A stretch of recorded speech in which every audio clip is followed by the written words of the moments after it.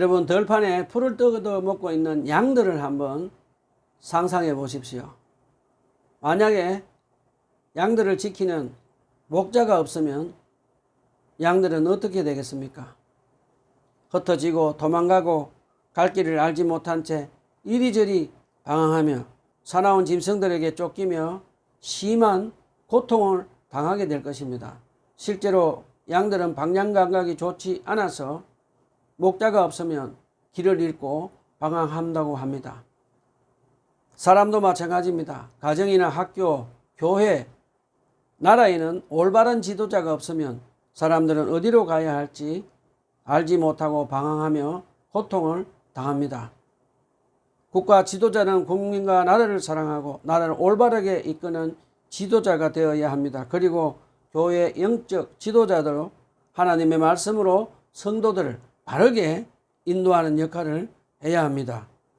그런데 성경에 보면 안타깝게도 이스라엘 백성들은 하나님이 보내신 참된 목자들의 말은 듣지 않고 거짓 목자들의 말을 들으며 하나님을 배신하고 영적으로 타락하게 됩니다. 그래서 하나님은 이스라엘의 거짓 목자들을 심판하시고 모퉁이돌 같은 참된 목자를 보내주신다고 말씀하십니다. 그렇다면 하나님께서 기뻐하시는 참된 목자는 어떤 사람일까요? 오늘 본문 스가랴 10장을 통해서 우리 한번 알아봅시다. 다 같이 스가랴 10장을 함께 읽어봅시다. 시작. 너희는 봄철에 비를 내려달라고 주님께 비르라. 비구름을 일게 하시는 분은 주님이시다. 주님께서 사람들에게 소나기를 주시며 각 사람에게 밭에 채소를 주신다. 드라빔 우상은 헛소리나 하고 점쟁이는 거짓 한상을 본다. 그들은 꿈에는 꿈 이야기하며 헛된 말로 위로하니 백성은 양떼같이 방황하며 목자가 없으므로 고통을 당한다. 나의 분노가 목자들에게 불처럼 타오른다. 내가 지도자들을 벌하겠다. 만군의 주님께서 그의 약물인 유다 백성을 돌보시고 전쟁터로 달리는 날래 말같이 만드실 것이다. 유다에서 모퉁이 돌과 같은 사람이 나오고 그에게서 장막 기둥과 같은 사람이 나온다. 그에게서 전투용 활 같은 사람이 나오고 그에게서 온갖 통치자가 나온다. 그들은 모두 용사와 같이 전쟁할 때에 진흙탕길에서 원수를 밟으면서 나아가는 사람들이다. 주님께서 그들과 함께 계시니 원수의 기마대를 부끄럽게 할 것이다. 내가 유다 족속을 강하게 하고 요셉 족속을 구원하겠다. 내가 그들을 불쌍히 여기고 그들을 모두 고향으로 돌아오게 할 것이니 나에게 버림받은 적이 없는 사람들 같이 될 것이다. 나는 주 그들의 하나님이다. 그들이 기도할 때마다 응답하겠다. 에브라임 사람들은 용사가 되며 그들의 마음은 포도주를 마신 듯이 기뻐할 것이다. 그들의 아들, 딸도 이 구원을 보고 기뻐할 것이며 나 주가 한 일을 본 그들의 마음이 즐거울 것이다. 내가 휘바람을 불어서 그들을 모으겠다. 내가 이미 그들을 구원하였으니 그들이 옛날처럼 다시 번성할 것이다. 내가 그들을 씨를 뿌리듯이 여러 백성들 가운데 흩어버려도 그들은 멀리서도 나를 기억할 것이며 아들, 딸과 함께 살아있다가 돌아오게 될 것이다. 내가 그들을 이집트 땅에서 돌아오게 하고 아시리아에서도 돌아오게 하겠다. 내가 그들을 길리앗 땅과 레바논으로 데려올 것이니 그 땅이 살기에 비좁을 것이니 그들이 고난의 바다를 지나올 때 나주가 바다 물결의 기세를 꺾을 것이다. 나일강이 그 바다까지 다 마를 것이다. 아시리아 고만이 꺾일 것이며 이집트의 왕권도 사라질 것이다. 내 백성이 나주를 힘입어서 강해지도록 하겠다. 그들이 내 이름을 앞세우고 넘넘하게 나아갈 것이다. 나 주의 말이다. 오늘 본문 1절은 우리에게 봄철에 내리는 비를 주님께 간절히 구하라고 기도하라고 말씀하십니다. 과거 이스라엘 농경 사회에서는 비는 곧 생존이었습니다. 오직 자연을 다스리는 분은 주님뿐이시기에 생존을 위해 하나님의 주권을 인정하며 봄비를 구하라고 말씀하십니다. 여러분, 과학과 AI가 아무리 눈부시게 발전한 현대사회를 할지라도 인간은 비 한 방울 스스로 내리게 할 수 없습니다. 얼마 전에 강릉에 가뭄이 들었을 때 저수지에 물이 없어 바닥이 드러나고 마실 물도 없어지고 농작물로 다 말라 버리는 것을 우리가 실제로 경험을 했습니다. 우리는 창조주 하나님이 내려주시는 은혜의 비가 없으면 단 한순간도 살아갈 수 없는 연약한 존재입니다. 여러분, 지나온 과거를 한번 되돌아 보십시오. 하나님께서 우리에게 비를 내리게 해서 먹을 것과 마실 것을 주지 않았다면 우리는 지금 어떻게 이 자리에 서 있겠습니까? 저와 여러분은 매일의 삶에 필요한 것을 공급하시는 창조주 하나님 앞에 늘 겸손하게 은혜의 비를 간절하게 기도하며 살아가야 하겠습니다. 자, 이어서 2절에서 하나님은 은혜의 본비를 기도하라고 말씀하신 후에 우상을 버리라고 명령하십니다. 과거 이스라엘 조상들은 하나님 대신 드라빔이라는 조각성을 의지하고 점쟁이들의 거짓 위로에 현혹되어서 믿음 잃어버리고 결국 심판과 멸망의 길을 걸어갔습니다. 하나님의 경고의 이 말씀은 오늘 우리에게 한번 적용해 봅시다. 과거 이스라엘 조상들만 우상을 섬겼을까요? 오늘날 현대 그리스도인들이 빠지기 쉬운 우상은 무엇인지 한번 알아봅시다. 바로 하나님보다 더 사랑하고 의지하는 돈입니다. 주님은 하나님과 돈을 겸하여 살 수 없다고 분명하게 말씀하신 것을 잊지 맙시다. 그리고 우리의 미래를 하나님이 아닌 과학기술과 AI에 맡기려는 세상의 지식입니다. 사회가 풍요로워질수록 사람들은 하나님이 아닌 돈과 기술을 더 의지하며 신앙을 떠나곤 합니다. 이것이 바로 현대판 우상 드라빔입니다. 사랑하는 성도 여러분, 우리 죄를 대속하여 십자가 위에서 죽기까지 하신 예수님의 십자가 사랑을 잊지 맙시다. 그리고 죽음에서 부활 성천하신 주님께서 우리에게 성령님 보내주셔서 하나님의 나라에서 하나님의 사랑받는 자녀로 부활과 영원한 생명을 받아 누리게 하신 그 사랑을 잊지 말고 살아갑시다. 지금 이 시간 우리 마음속에 주님보다 더 사랑하고 믿고 의지하는 우상이 있지는 않은지 한번 들여다 보십시오. 내 안에 돈과 세상의 지식이라는 우상을 주님 앞에 과감하게 내려놓읍시다. 그리고 성령님의 인도로 십자가 위에서 우리 죄를 대속하신 주님을 사랑하고 그분의 말씀만 신뢰하며 주님 뜻에 순종하며 살아가는 저와 여러분이 되시기를 간절히 부탁드립니다. 자, 그동안 본비를 구하는 기도를 하고 우상 숭배를 경고하신 하나님께서는 본문 3절로 12절에서 백성들을 바른 길로 인도하지 않은 거짓 목자들을 벌하시겠다고 말씀하십니다. 주님은 본문 3절에서 이렇게 말씀하십니다. 나의 분노가 목자들에게 불처럼 타오른다. 내가 지도자들을 벌하겠다.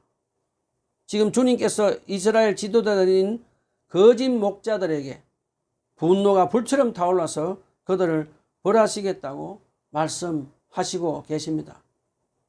이스라엘 역사를 보면 남유다와 북이스라엘의 왕과 제사장 같은 지도자들, 즉 목자들이 주님의 말씀을 믿고 백성들을 믿음으로 인도해야 하지만 도리어 우상을 섬기며 방황하게 했기에 심판받는 것이라고 가르쳐 주십니다.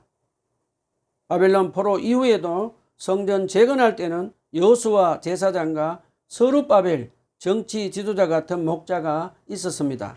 그리고 성전 재건 이후에도 에스라 제사장과 느헤미야 정치 지도자 같은 목자들이 있었는데 다른 거짓 목사들도 있었습니다. 그 당시 거짓 목자들인 부유층과 총독들은 그들과 같은 동족인 가난하고 힘없는 사람들을 재산을 강제로 빼앗고 착취하며 노예로 삼고 학대했습니다.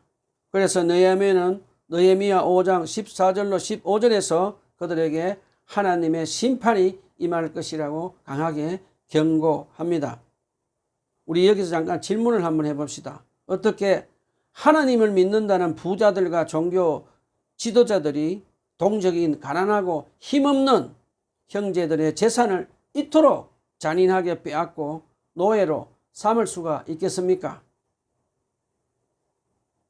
저는 여기서 인간의 탐욕이 얼마나 무서운지를 다시 한번 배우게 됩니다. 사랑하는 형제 자매 여러분, 이 말씀을 전하는 저 자신부터 하나님 앞에 심히 두렵고 떨립니다. 저 역시 깨어있지 않으면 언제든지 성도들을 실망하게 하는 거짓 목자가 될 수 있음을 고백합니다. 제가 먼저 탐욕을 내려놓고 하나님 앞에서 정직하고 선한 목자가 되도록 늘 성령님의 인도를 받으며 탐욕을 조심하고 또 조심하며 살 것을 다짐해 봅니다. 자, 우리 다시 본문으로 돌아갑시다. 여러분, 하나님은 여기서 끝내지 않으십니다. 하나님은 거짓 목자들을 심판하신 후에 남겨진 유다 백성들을 정성껏 돌보시겠다고 약속하십니다. 마치 전쟁터를 거침없이 달리는 용맹한 군마처럼 백성들을 강하게 만드시겠다고 하십니다. 이어서 하나님께서 유다 지파를 통해서 참된 목자를 보내주시겠다고 약속하십니다. 본문 4절은 참 목자를 모퉁이돌, 장막기둥, 전투용 활, 온전한 통치자로 묘사합니다. 이것은 장차 오실 예수 그리스도를 가리키는 말씀입니다. 예수님은 우리 인생과 교회의 든든한 기초가 되시는 모퉁이돌이시며 어떤 폭풍 속에서도 우리를 붙들어 주시는 장막 기둥입니다. 그리고 악한 사탄의 건세와 싸워 승리하시는 전투형 활과 같은 분이시며 공의와 진리로 우리를 다스리시는 참된 왕이십니다. 그러므로 저와 여러분은 세상의 지도자가 아니라 선한 목자 대신 예수님만 믿고 따라갑시다. 이 대목에서 구약 성경 학자 중에는 이 본문 4절의 모습을 가리켜 강한 목자상이라고 부릅니다. 우리는 흔히 목자라고 생각하면 양을 품에 안고 달래주는 부드러운 모습만 생각합니다. 그런데 여러분, 강야 같은 척박한 이스라엘 땅에서 양들을 인도하는 목자들을 한번 상상해 보십시오. 진짜 목자는 자기 양들을 해치려는 이리와 사자가 쳐들어올 때 전투용 활을 들고 양들을 보호합니다. 이와 마찬가지로 참 목자가 되신 주님은 양들을 잡아먹으려고 하는 악한 사단의 머리에 화살을 쏘시며 사탄의 머리를 짓밟으며 양들을 보호하시는 분이십니다. 우리 주 예수님이 바로 그렇게 강한 목자가 되십니다. 그러므로 5절에서 이 강한 목자이신 주님이 우리와 함께 걸어가실 때 양과 같이 연약한 우리 또한 용사처럼 변하여 진흙탕 길에서 우리 원수인 악한 사탄을 밟으면서 넘넘하게 전진할 수 있습니다. 자, 우리 여기서 잠깐 이 대목을 잘 이해하고 기억했으면 좋겠습니다. 우리 주 예수님은 악한 사탄과 죄에 대해서는 무서운 전투용 활이시지만 당신의 백성들에게는 어린 나귀를 타고 오시는 사랑과 평화를 주시는 겸손한 분이심을 꼭 기억합시다. 이것이 바로 우리를 향한 주님의 마음입니다. 우리 원수인 악한 사단에게는 강한 용사로 맞서 싸우지만 당신의 양떼에게는 한없이 따뜻하고 부드러운 사랑과 평화를 주시는 선한 목자가 되어 주시는 것입니다. 자, 이처럼 우리를 위해 강함과 선함을 모두 베푸시는 목자 대신 예수 그리스도께서 행하시는 최종 구원이 바로 6절부터 12절입니다. 오늘 본문 6절에서 하나님은 가슴 벅찬 선언을 우리에게 하십니다. 내가 유다 족속을 강하게 하고 요셉 족속을 구원하겠다. 내가 그들을 불쌍히 여기고 그들을 모두 고향으로 돌아오게 할 것이니, 하나님의 이 약속의 말씀은 과거 이스라엘 조상들이 이집트 종살이에서 해방되어 나왔던 그 위대한 출애굽의 구원의 역사를 다시 한번 재현하신다는 뜻입니다. 압제와 절망 속에 갇혀있는 백성들을 주님의 강한 손으로 구원하고 건져내시겠다는 말씀입니다. 계속해서 그 뒤에 이어지는 6절 후반부의 구절이 우리의 심령을 울립니다. 나에게 버림받은 적이 없는 사람들 같이 될 것이다. 사랑하는 여러분, 나에게 버림받은 적이 없는 사람들 같이 될 것이다. 여러분, 지금 하나님의 이 말씀을 듣고 어떻게 생각이 드십니까? 저는 참으로 가슴이 뭉클해지며 눈가에 눈물이 촉촉하게 젖어오기도 했습니다. 우리는 주님의 이 말씀을 통해서 사랑과 자비가 풍성하신 주님의 성품을 배우게 됩니다. 비록 조상들의 죄와 불순종으로 나라가 망하고 포로로 잡혀가는 비극을 겪었지만 주님께서 그들을 다시 출애굽시켜 회복시키실 때는 과거의 모든 죄와 허물을 완벽하게 도말하시겠다는 약속입니다. 사랑과 자비가 풍성하신 주님은 우리의 씻을 수 없는 과거의 오점과 수치를 다 지워버리십니다. 마치 처음부터 단 한 번도 버림받은 적이 없는 흠없고 깨끗한 자녀처럼 대우해 주시겠다는 완전한 용서의 선포입니다. 자, 이어서 재용서받고 구원받은 자에게 주님은 기도에 응답해 주신다고 선언하십니다. 나는 주 그들의 하나님이다. 그들이 기도할 때마다 응답하겠다. 얼마나 감사한 말씀인지 모르겠습니다. 저와 여러분의 과거가 어떠했든 우리가 주님께 부르짖을 때 우리의 모든 죄를 덮으시고 응답하신다는 사실을 보면 하나님이 얼마나 신실하신 분이신지 우리가 배울 수가 있습니다. 자, 이 놀라운 구원을 경험한 백성들은 어떻게 되는지 7절에서 말씀하십니다. 그들의 마음은 포도주를 마신 듯이 기쁠 것이며 이 기쁨은 자녀 세대에게 흘러가 그들의 아들, 딸들도 구원을 보고 기뻐할 것이다. 우리는 이 대목에서 대를 이어 신앙이 이어지고 하늘로부터 오는 말할 수 없는 참 기쁨을 우리 마음 안에 부어주시는 하나님의 영적인 축복이 계속해서 이어진다는 것을 우리에게 가르쳐 주십니다. 자, 우리 여기서 잠깐 질문을 하나 하고 갑시다. 제2의 출애굽이라는 완전한 제사함의 구원의 역사는 어떻게 성취됩니까? 바로 스가랴 9장 9절의 예언대로 우리에게 어린 나귀를 타고 오신 참된 평화의 왕이 오심으로 우리의 구원이 완성됩니다. 구약 성경 스가랴 9장 9절은 이렇게 예언합니다. 보라, 내 왕이 내게 임하시나니 그는 공의로우시며 구원을 베푸시며 겸손하여서 어린 나귀를 타신다. 우리에게 구원을 베푸시는 분은 칼과 군마의 힘으로 압제자를 물리치는 세상의 왕이 아닙니다. 이 연의 말씀처럼 겸손하게 어린 나귀를 타고 오셔서 십자가의 죽음의 피로 우리를 악한 사단의 죄와 죽음과 지옥의 건세에서 건져내시는 참된 평화의 왕이시며 구원을 이루어 주시는 분이십니다. 성경에서 이 평화의 왕이 당신의 백성을 다스리는 방식은 바로 목자가 양떼를 돌보는 선한 목자의 모습입니다. 평화의 왕 주님은 우리의 왕으로서 폭군처럼 지배하시는 분이 아니라 평화의 왕 주님은 목숨을 바쳐 양을 지키는 가장 선한 목자로 우리를 찾아오신 것입니다. 자, 바로 구약의 예언을 온전히 성취하며 이 땅에 오신 분이 바로 예수 그리스도이십니다. 예수님은 요한복음 10장 11절로 16절에서 친히 우리를 위해 어떤 목자가 되어 주셨는지를 이렇게 말씀하십니다. 나는 선한 목자이다. 선한 목자는 양들을 위하여 자기 목숨을 버린다. 삭구는 목자가 아니요 양도 자기 것이 아니므로 이리가 오는 것을 보면 양을 버리고 달아난다. 그러면 이리가 양들을 물어가고 양떼를 흩어버린다. 그는 삭군이어서 양들을 생각하지 않기 때문이다. 나는 선한 목자이다. 나는 양들을 알고 내 양들은 나를 안다. 그것은 마치 아버지께서 나를 아시고 내가 아버지를 아는 것과 같다. 나는 양들 위하여 내 목숨을 버린다. 나에게는 이 우리에 속하지 않는 다른 양들도 있다. 나는 그 양들도 이끌어와야 한다. 그들도 내 목소리를 들을 것이며 한 목자 아래서 한 무리가 될 것이다. 사랑하는 성도 여러분, 이 얼마나 감격스러운 말씀입니까? 선한 목자 되신 예수님은 우리를 버림받은 적 없는 자로 만들기 위해 십자가 위에 서서 온 세상 죄를 대속하시려고 버림당하고 피 흘려 죽으신 우리의 참된 목자입니다. 자, 우리 다시 본문으로 돌아갑시다.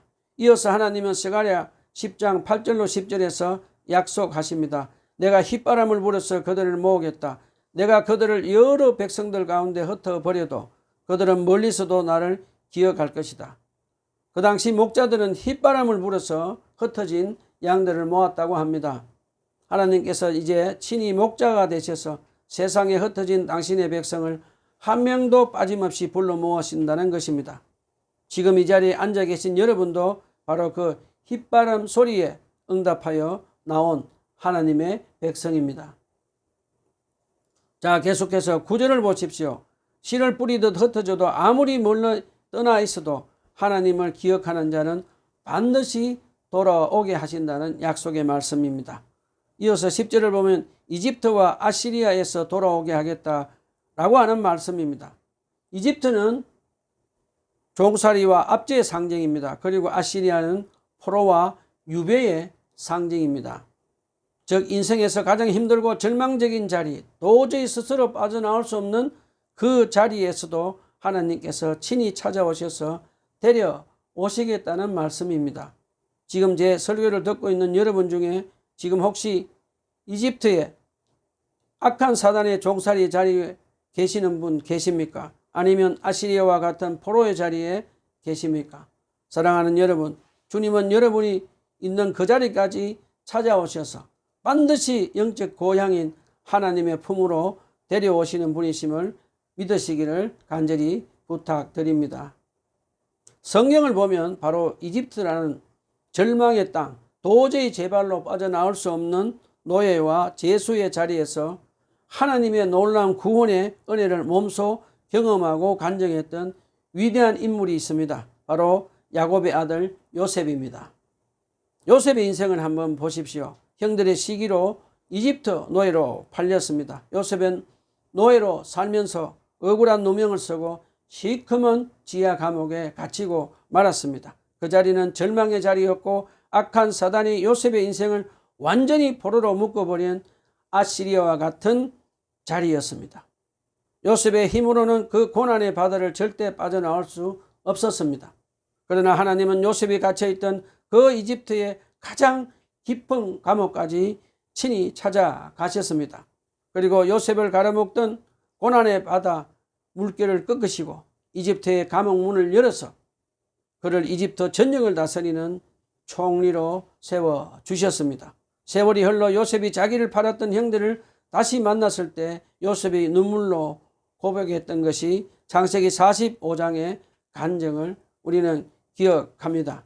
형님들이 나를 이곳에 팔았다고 해서 근심하지 마소서. 하나님이 생명을 구원하려고 나를 당신들보다 먼저 보내셨나이다. 하나님이 요셉을 회복시키실 때 요셉의 마음에는 형들을 향한 원망이나 과거의 상처가 단 하나도 남아있지 않았습니다. 하나님이 그의 모든 눈물과 아픔을 없애주시고 오늘 본문 6절 말씀처럼 마치 단 한 분도 버림받은 적이 없는 사람처럼 그의 영혼을 완벽하게 치유하시고 존귀하게 만들어 주셨습니다. 자, 우리 다시 본문을 돌아갑시다. 자, 이어서 오늘 본문 11절과 12절 말씀하는 바가 바로 이것입니다. 요셉처럼 우리가 영적 고향인 하나님의 품으로 돌아오는 길에는 언제나 예상치 못한 고난의 바다가 가로막고 있습니다.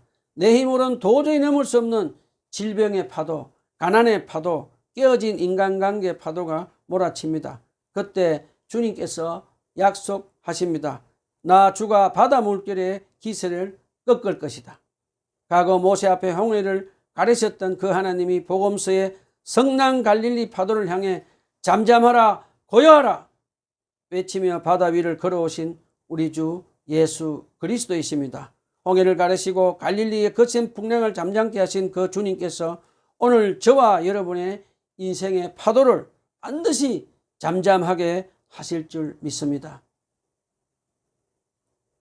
세상의 그 어떤 절망과 고난의 파도도 예수님의 권능 앞에는 다 무릎을 꿇게 되어 있습니다. 여러분, 이 위대한 권능이 우리에게 어떻게 나타났습니까? 바로 예수 그리스도의 십자가입니다. 주님은 단지 자연의 풍랑만 잠잠케 하신 분이 아니십니다. 우리 인생을 가로막던 가장 무서운 고난의 바다인 악한 사단의 죄와 죽음, 지옥의 권세를 십자가에서 완전히 깨뜨렸었습니다.